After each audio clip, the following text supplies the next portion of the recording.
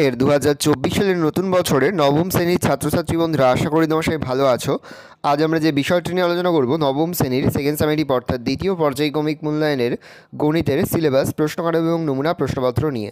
প্রথমে তোমরা সিলেবাসটা দেখে নাও কী কী বিষয় তোমাদের সেকেন্ড সামেটিভ অর্থাৎ দ্বিতীয় পর্যায়ক্রমিক মূল্যায়নে থাকবে। দ্বিতীয় পর্যায়ক্রমিক মূল্যায়নের ক্ষেত্রে ফুল মার্কস থাকবে 50, তার মধ্যে 40 নম্বরে তোমাদের লিখিত পরীক্ষা হবে আর 10 নম্বরে তোমাদের প্রজেক্ট জমা দিতে হবে।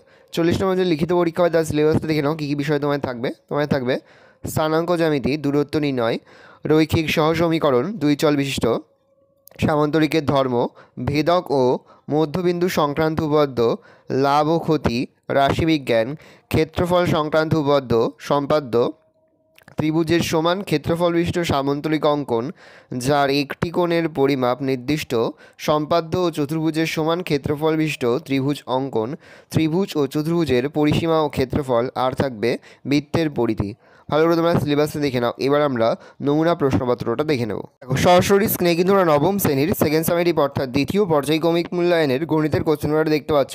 ফুল মার্কস তোমাদের রয়েছে 40 আর সময় তোমাদের রয়েছে 1 ঘন্টা 30 মিনিট। একের দাগের প্রশ্ন দিয়েছে, সঠিক উত্তর নির্বাচন করো। প্রতিটি বসলে মান হাফ করে, হাফ গুণ 4 = 2। প্রথম, ক্রয় মূল্য ও বিক্রয় মূল্যের অনুপাত 3:4 হলে লাভ হবে 20%, 16.2/3%, 33.1/3%, কোনোটি নয় হবে 33.1/3%। প্রশ্ন, ABCD সামান্তরিকের কোণ A = হাফ কোণ B এবং BC = BD হলে ABCD একটি আয়তক্ষেত্র, কাইট, বর্গক্ষেত্র না রম্বস? সূত্র হবে রম্বস। তাহলে ABCD সামান্তরিকের কোণ A = হাফ কোণ B এবং BC = BD হলে ABCD একটি রম্বস। পরে হচ্ছে 0, A ও 0, B বিন্দুদ্বয়ের মধ্যে দূরত্ব A + B একক, A - B একক, B - A একক, কোনটি নয় হবে A + B একক। পরের প্রশ্ন, একটি বর্গক্ষেত্রের কর্ণদ্বয়ের ছেদবিন্দু থেকে তার যে কোনো বাহুর ওপর অঙ্কিত লম্বের দৈর্ঘ্য 2√2 সেমি হলে বর্গক্ষেত্রের প্রতিটি কর্ণের দৈর্ঘ্য 4 সেমি, 8 সেমি, 16 সেমি, 16√2 সেমি, উত্তর হবে 8 সেমি। 2 দাগে রয়েছে নিচের প্রশ্নগুলির উত্তর দাও। প্রশ্নের মান 2 করে, 2 গুণ 5 = 10। প্রথম, বিক্রয় মূল্যের ওপর X% লাভ হলে ক্রয় মূল্যের ওপর শতকরা লাভ কত? পরে হচ্ছে ত্রিভুজ ABC এর BC, ACA ও AB বাহুর মধ্যবিন্দু যথাক্রমে D, E ও F সেমিকোলন B ও D এ পরস্পর X বিন্দুতে এবং CF ও D পরস্পর Y বিন্দুতে ছেদ করলে এবং XY = 2.5 সেমি হলে BC বাহুর দৈর্ঘ্য নির্ণয় করো। পরে হচ্ছে দেখাও যে 3, 2 ও -6, -4 বিন্দুদ্বয়ের সংযোগযোগ সরলরেখাংশ সর্বদা মূল বিন্দুগামী হবে। পরে হচ্ছে একটি ঘড়ির কাঁটা বা একটি ঘড়ির মিনিটের কাঁটা ও সেকেন্ডের কাঁটার গতিবেগের অনুপাত নির্ণয় করো। পরে রয়েছে শ্রেণী, ওপরে রয়েছে 0 থেকে 7 ক্রমযৌগিক পরিসংখ্যা 65, 7 থেকে 14 ক্রমযৌগিক পরিসংখ্যা 61, 14 থেকে 21 ক্রমযৌগিক পরিসংখ্যা 50, 21 থেকে 28 ক্রমযৌগিক পরিসংখ্যা 42, 28 থেকে 35 ক্রমযৌগিক পরিসংখ্যা 25, 35 থেকে 42 ক্রমযৌগিক পরিসংখ্যা 14, 42 থেকে 49 ক্রমযৌগিক পরিসংখ্যা 5। প্রদত্ত ক্রমযৌগিক পরিসংখ্যা থেকে পরিসংখ্যা বিভাজন ছকটি তৈরি করো।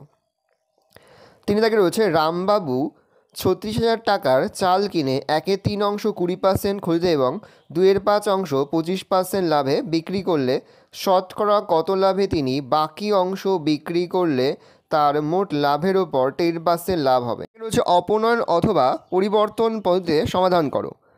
2x - 3y - 6 তার whole square plus 4x - y - 8 তার হোল স্কোয়ার = 0। 5 দাগে যে কোনো একটি প্রশ্নের উত্তর দাও। প্রশ্নের মান 4। প্রমাণ করো যে কোনো ত্রিভুজের দুটি বাহুর মধ্যবিন্দুর সংযোগযোগ রেখাংশ তৃতীয় বাহুর সমান্তরাল ও অর্ধেক। বলেছে প্রমাণ করো যে একই ভূমি ও একই সমান্তরাল যুগলের মধ্যে অবস্থিত সকল সামান্তরিকের ক্ষেত্রফল সমান। দুটি উপপাদ্যই কিন্তু খুবই গুরুত্বপূর্ণ। বেশি ইম্পর্ট্যান্ট হচ্ছে প্রথম উপপাদ্যটা, যে কোনো ত্রিভুজের দুটি বাহুর মধ্যবিন্দুর সংযোজক রেখাংশ তৃতীয় বাহুর সমান্তরাল ও অর্ধেক। ছয় দাগে রয়েছে ABCD একটি বর্গক্ষেত্র যার AC ও BD কর্ণদ্বয় ও বিন্দুতে ছেদ করে। কোণ BAC এর সমদ্বিখণ্ডক BO কে P বিন্দুতে এবং BC কে Q বিন্দুতে ছেদ করে। প্রমাণ করো যে OP = হাফ CQ। প্রশ্নের মান রয়েছে 3। 7 দাগে রয়েছে ত্রিভুজ ABC অঙ্কন করো যার AB = 6 সেমি, BC = 9 সেমি, কোণ ABC = 50 ডিগ্রি। ত্রিভুজ ABC এর সমান ক্ষেত্রফল বিশিষ্ট একটি সামান্তরিক অঙ্কন করো যার একটি কোণ 60 ডিগ্রি এবং একটি বাহুর দৈর্ঘ্য AC বাহুর দৈর্ঘ্য বা দৈর্ঘ্যের অর্ধেক। প্রশ্নের মান 4। পরে হচ্ছে 8 দাগে একটি ত্রিভুজের বাহুগুলির অনুপাত 4:3:5 এবং ক্ষেত্রফল 96 বর্গমিটার। ত্রিভুজটির বৃহত্তম বাহুর ওপর বিপরীত কৌণিক বিন্দু থেকে অঙ্কিত লম্বের দৈর্ঘ্য এবং মধ্যমার দৈর্ঘ্যের অন্তর নির্ণয় করো। 9 দাগে রয়েছে একটি বর্গক্ষেত্রের অন্তঃস্থ এবং বহিঃস্থ দুটি বৃত্তের পরিধির অন্তর 44 সেমি। বর্গক্ষেত্রটির পরিসীমা নির্ণয় করো। প্রদত্ত √2 = 1.41। পরে ছক কাগজে একই চিত্রে নিচের পরিসংখ্যা বিভাজন ছকটির আয়তলেখ ও পরিসংখ্যা বহুভুজ অঙ্কন করো। প্রশ্নের মান 3।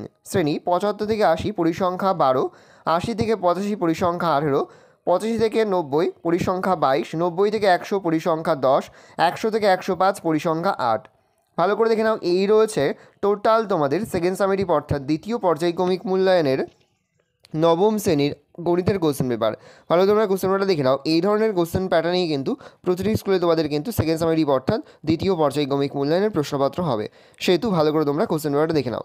আশা করি ভিডিওটা ভালো লেগেছে। ভিডিওটা ভালো লাগলে ভিডিও লাইক করে থাকতে ভুলবে না। আর আমার চ্যানেল নতুন হওয়া লাল কালার সাবস্ক্রাইব প্রেস করে পাশে বেল আইকনটি প্রেস করে যখন নতুন কোনো ভিডিও আপলোড করি সবার ফার্স্ট নোটিফিকেশন তোমরা পেয়ে যাও। আর এই ভিডিওটি তোমার বন্ধু বান্ধবী আত্মীয়স্বজন সবার মধ্যে কিন্তু অনেক শেয়ার করে দাও যারা এবছর নবম শ্রেণীতে পড়ছে। আমরা কিন্তু ইতিমধ্যে নবম শ্রেণীর প্রতিটি বিষয়ের সিলেবাস, প্রশ্নকাঠামো এবং নমুনা প্রশ্নপত্র কিন্তু আপলোড করে দিয়েছি। তোমরা যদি এখনও পর্যন্ত সেই ভিডিওগুলো না দেখে থাকো, ভিডিওগুলো কিন্তু তাড়াতাড়ি দেখে নাও। তোমাদের সকলকে জানাই আগাম পরীক্ষার অনেক শুভেচ্ছা এবং অভিনন্দন। একেবারে ভিডিও শেষে স্ক্রিনে তোমরা একটা প্লেলিস্ট দেখতে পারবে, তার উপরে ক্লিক করলেই সমস্ত ভিডিওগুলোই কিন্তু তোমরা পর দেখে নিতে পারবে। ভালো তোমরা কোশ্চেন দেখে নাও।